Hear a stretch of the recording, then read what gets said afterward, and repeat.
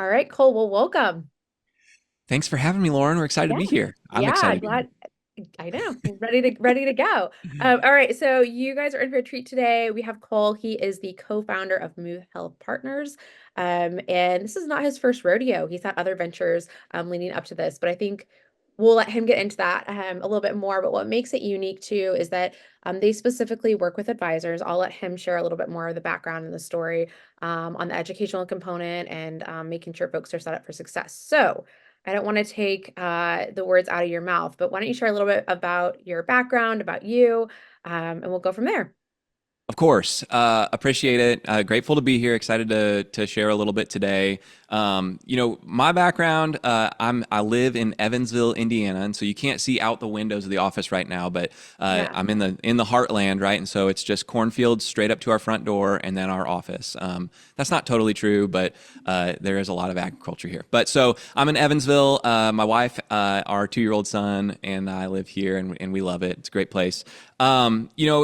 It's interesting. I don't think anybody sets out for a long career in health insurance. Yeah. Typically that's not what people say. Lauren, I don't know if you know this. I was an advertising major in Oh, college, and so I I didn't wanted to. know.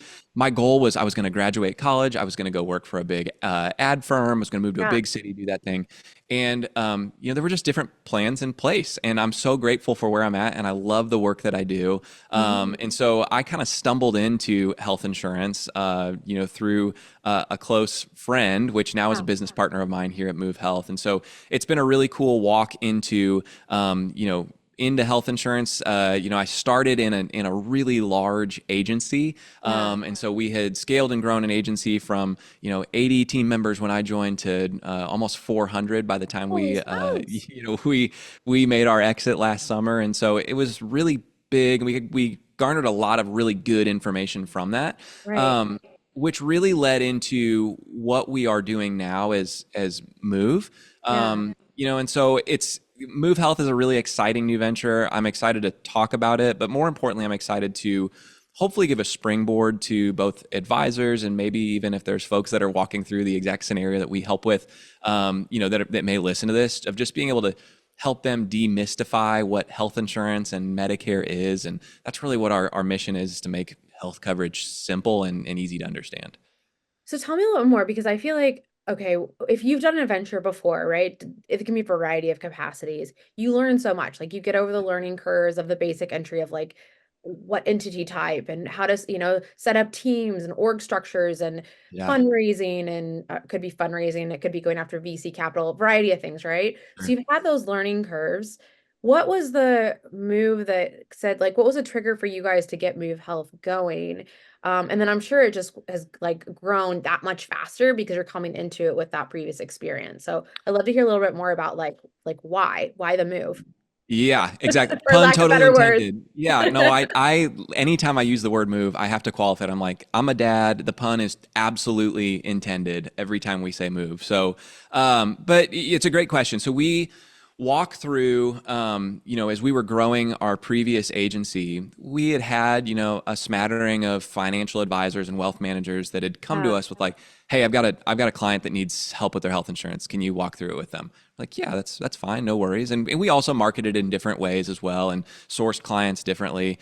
But one of the things that we noted about financial advisors and their clients is, there's this huge grouping of people that are under resourced and really uninformed, and not on purpose, but they're uninformed when it comes to health insurance and Medicare. And yeah, it's really sometimes preventing them from making moves in life, whether that's the jump from, W-2 to entrepreneur, or the move yep, from, working to retiring before 65, or if it's a confident transition to Medicare that they're trying to make. And so we saw that in what we were doing, but we didn't yeah, really have the capacity or the resources to build that within our previous organization. So we launched Move to specifically serve financial advisors and their clients with health insurance and Medicare guidance that helps them to unlock their next move in life. And so, like I mentioned, that could be someone who wants to be a small business owner, but they need to figure out how to cover their young family. It could be, most of the time it's the 55 to 64 window. Hey, I'm 61 years old and I want to retire. I don't know what to do for health insurance outside of my job. Hey, my client is 64 and a half and they're getting all kinds of mailers and junk and phone calls from people Yeah. talking about Medicare, and there's a quarterback on TV that's telling them to go with this plan, and what Yeah. direction do I go? And so just being able to take all of that white noise and just like remove it and be Mhm. able to give people really clear, concise, and good, truthful information about what their options are so they feel educated and empowered.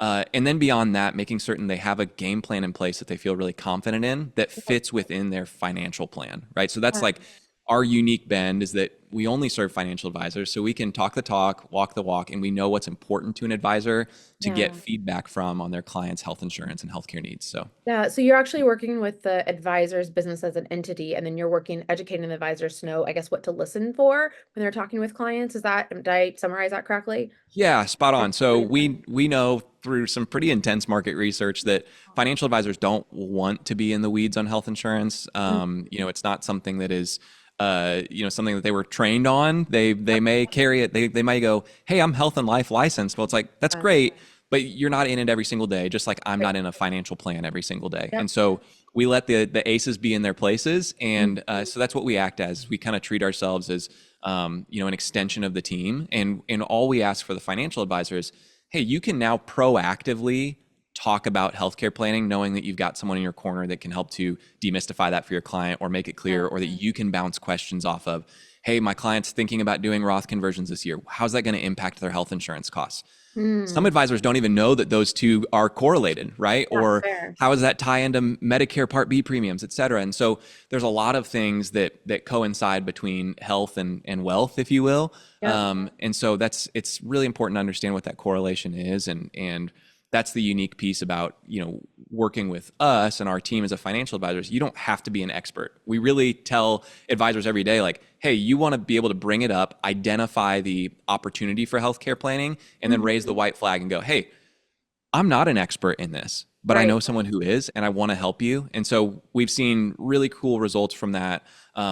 Whether it be from firm growth because they've Mhm. introduced healthcare planning, Yeah. and maybe even the bigger piece is client retention, right? So an Yeah, fair. advisor is always seeking to add non-investment value. Like, how do we do Mhm. that? How do we Yes. not sit in a meeting and just talk about investment performance? Right, right. Let's talk about things that you feel every single day. And one of those things that they feel and are concerned about is, what does health insurance look like for me beyond my job? Yeah. Um, and so, Okay, yeah. so I just want to back the truck up here. So you were talking about how an advisor could bring it up to a client, right? Or maybe, I don't know, it's like maybe it comes organically through a conversation. If I Yeah. was an advisor, what would you tell me about how to kind of bring it up with a client? Or what are the key triggers to listen for to make sure that because this is like you said, health and wealth, they're really Yeah. intertwined. It's a really important component. Yep. What advice would you give to advisors that might be listening? Yeah, we would consider this internally. We call it client segmentation, right? How do you understand who's a good fit to talk about healthcare planning with? And it comes down to a variety. I believe firmly that everybody can benefit from a further understanding of what health insurance is. Even if you're in a job and you have to select between a couple different employer plan options or whatever it might be, or Yeah. understand, how health insurance works, I believe everybody could benefit from that. Hmm. And statistics and surveys would show that Americans don't understand health insurance.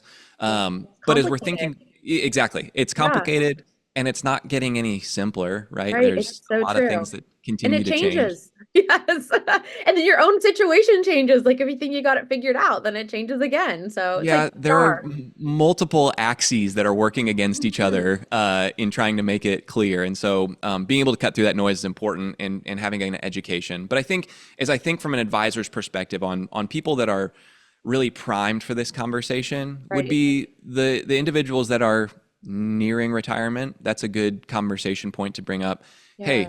before you bring it to me as a concern, I want to bring up to you health insurance and retirement. This is something I know that retirees are concerned about. I want to make certain that you have a clear understanding of what health insurance costs are going to be. Because Mhm. um, I think the other piece is advisors need to understand that as good as some financial planning softwares are out there, Right. um, health insurance is still kind of like the Wild West as far as estimating those costs within those platforms, because there's so many variables that can go So into fair. what Yes. costs are.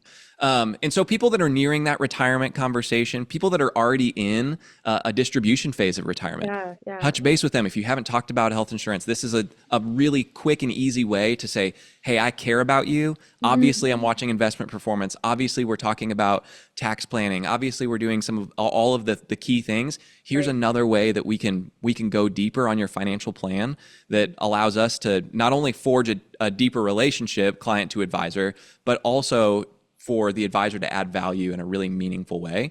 Uh, Mhm. the other thing would be, hey, I've got 15 clients this year that are turning 65. Right.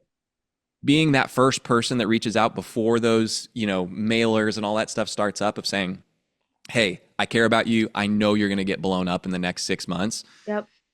Talk to a resource that I know and trust, Yep. at least for an initial conversation, and you can make your own decisions after that point. But a lot of times that results in the client saying, "Oh wow, they're thinking about more than just my money. They truly are Yeah. doing comprehensive planning, Yeah. It's and cool. they're acting as that kind of center of influence." And so those would be some of the things that we would look for: that early retiree space, folks that may be Yeah. already in their distribution phase of retirement, folks that are getting ready to transition to Medicare. The other one that we see all the time is people that are already on Medicare.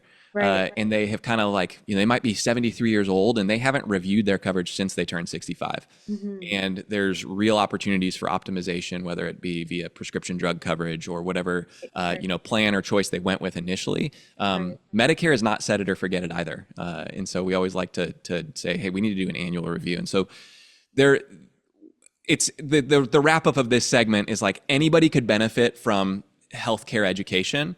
Yeah. Anybody could, but I think kind of that early retiree, that distribution phase, that transition to Medicare are like the really low hanging fruit. That's a Mhm. quick and easy way to add a lot of client value Mhm. in a pretty low lift manner. Yeah, I mean, just as you're talking, it makes me think about like CRM systems and when to put in triggers based off of, like you said, client segmentation.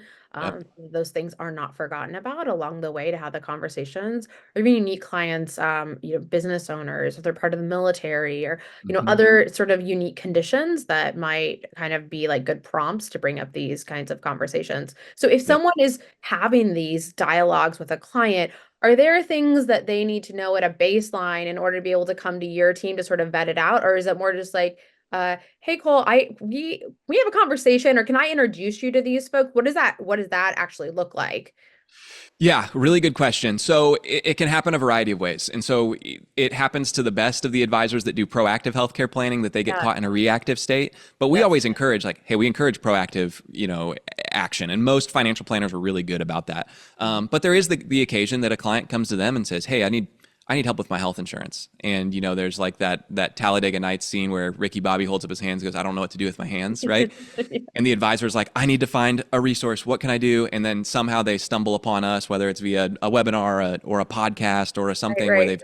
they've caught us and they go, I need help. And so, usually what happens is the client's introduced to us at Move, and they have either done that in that proactive or that reactive fashion. And the first thing that we do is always start with education, right? And a Mhm. lot of times we actually encourage the advisor, as long as the client's okay with it, we encourage the advisor to be on the call as well, at Yeah. least initially. And a lot of times the advisor will leave that conversation and say, I really learned something on that. So thank you. That happens Mhm. every single day. And so being able to walk through a thorough education, because most of the time the clients that we are working with that are coming to us through an advisor, it's the first time they've ever had to buy health insurance outside of a job. Mm. And Yes. so they're struggling with that. And I've had, people say like, this was the biggest pain in my rear trying to figure this out. And I did all this research and then you just kind of like turned it on its head and made it easy to understand. So Mm. education first, Right. needs analysis second, right? Hey, tell me about what your needs are. Tell me about the doctors that you see, the prescription drugs that you take. We do a really Right. deep dive on the needs. And Yes. then what I always say is, our team's superpower is being able to take, 100 plus available options in a particular zip code even, and narrowing it down to one or two and saying like, hey, here are the options that we suggest, Mhm. and being able to give them that information. So hopefully that kind of answers the question of like, Yeah. it doesn't matter if the initial conversation starts proactively or reactively. It's going to walk through the same client process. Right. And the other piece being, we think a really important part of what we do is closing the feedback loop for the advisor as well, of Mm. being able to say, hey, there's a lot of times where an advisor will say, I've got an insurance guy. It's great. Yes. Yeah, yeah. It's kind of a black hole. I don't ever hear anything back. I think it's fine. Right. And my challenge to that is always is find what you aim to give to your clients with your Yep. service. Like, no, you don't. And you want someone who's going to work in consultation with you, because there are a lot of correlations between health and wealth. And so being able to have someone who closes that feedback loop, gives you, hey, Right. we chose an HSA eligible plan. They thought that was an important part of their tax strategy that you had mentioned. So we went that direction. They're taken care of. Here's their annual cost via premium. Here's their fixed annual cost. Here's their annual exposure, right? Being able to loop all of those things back. And this is not an infomercial for Move Health. I don't want it to come Right. off that way, but I think that if someone's health insurance partner that a financial advisor is working with is not doing those things, that they should Right. maybe consider finding one that does and does it really well, because it's an important piece. Yeah, what I appreciate too is you can speak the language, like the advisor's language and what they're looking Sure. at from an analysis side of things. So it's not just sort of like a transaction as a partner, but it's more of like an actual partner. So Sure. yeah, so you're playing the same game together, which is important to be able to help the end client. For Uh, sure. Super interesting. So, is there just kind of as we're wrapping up things here too, as you look ahead in the insurance world and the advisor world, are there any, sort of trends that you're seeing as it relates to your work? Obviously, AI is a big deal. I don't know if it does or does not impact your day-to-day work, or Yeah. just any sort of direction that it's going, maybe even politically. I'm not sure. Love to hear a little bit more on that. Yeah, really good questions. I think there's a couple high level things that we see as trends in the space, and I'll touch on just some like statistics initially. So there's 40 million Americans between the ages of 55 and 64, Hmm. and there's a ton of them that are ready to retire early, and they're saying, Yep. "I'm ready to retire." Their financial advisor says, "You're good to go. We just have to figure out health insurance." It's kind of that last puzzle piece to put in Right, place. right. So 40 million Americans that are in that space. To add on top of that, the rate of people turning 65 every single year. Right Super now, high. it's Yeah. 12,000 people a day, right, Holy that are smokes. turning 65 in America. And so you go, the opportunity there for proactive healthcare planning for advisors is there. We know that, there's 40 million Americans between 55 and 64. The average age of a financial advisor client is 59 and a half, and Mm. 12,000 people a day are turning 65. And so as we think about trends, proactive healthcare planning is going to become an expectation of advisors, not Mhm. something that you get to like dabble in or touch on reactively. It's going to be something that clients expect. And there have Mhm. been some surveys and things that I could go on in super in depth on that have correlated that. Yeah. And so that's one piece. I think another thing is, though the 55 to 64 generation is becoming increasingly tech savvy, Yeah. they also still very, very much value human interaction. Yep. That's true. And it's one of those pieces that you really can't replace. And so I think it's one of those things where it's like, of course, the person who, gives health insurance and Medicare advice says that AI can't do it. Right, right. AI can't do it yet. It may be able to do it at some point, but I would strongly caution against people that are using an AI, type of system to arrive at a healthcare plan, Mhm. because there are so many intangibles yet that come up Yep. with health insurance and Medicare that are unique to each person's Mhm. situation. Who knows? AI is going to transcript this podcast. I'm certain, Lauren. It's going to read Yeah. it and go. It's It's true. gonna it's gonna like gray ball me or something and say like, hey, he can't use AI, or slow him down or whatever it is. But all of that to be said, we feel very confident that the size of the market for proactive healthcare planning is really important. Financial advisors should be talking about as we think about trends. But then Yep. beyond just that, clients are beginning to expect it. And Mhm. then beyond just that, that clients still want someone to really walk through this process with them. They don't want to do it on their own, and they want someone that's sitting there going, "Hey, you've done the research, you've followed your financial advisor's plan, you've done a Yeah. really good job in all of these parts and pieces. Let's help demystify this last piece so you can make your next move." Yeah. And so those would be the trends that I would see kind of sticking out. From a legislation standpoint, there are a couple changes that are coming, potentially at the end of 2025 via the American Rescue Plan Act. Essentially, 2021, they enhanced the tax credits that were available on the ACA marketplace, Mhm. and that was opened until the end of 2025. And so we, and I think the entire industry has its ear to the ground on what's going to happen next with those enhanced subsidies. Yep. Anything I say at this point would be, would be me guessing, and like a financial advisor would say, like, I can't beat the market, right? And I'm not going to Yep. try to. Yep. And so from our perspective, I don't know what the inner workings of CMS are, and beyond just that, we don't know what's going to happen with the next presidential election, and that will have Right. potentially an impact on these things. Anytime that you're weaving the government and health insurance and financials and all those things together, you just have to roll with it and figure out what comes next and figure out how to optimize. And so there are changes that could potentially be coming, but we're staying close to those to make certain that we're not surprised by them, and making certain that the people that we serve aren't surprised by them either. Yeah, I also appreciate what you said earlier, in the conversation about how there's so much noise out there, and Mm-hmm. that, like, just to give an example, you talked earlier about just that human side of interaction. How many times have you been to a website and you're like, I just had this problem. I don't want to read through a million FAQs. I'm Google searching. Like, I think like the world's gonna end. But like, Yep. what I appreciate what you're talking about is it's that human to human. Like, it's okay. We can help shine a light. Like, we've been here before, and this is the course, and let's figure out your particular situation. So and I think that's a lot of the value add, especially when you're working with something as complex and potentially that could be as fragile. Like it really interlocks with someone's personal situation, in the Yeah. short and long term. So Yeah. um It's one of those things where we have said it time and time again. Our mission is to make health coverage simple and clear.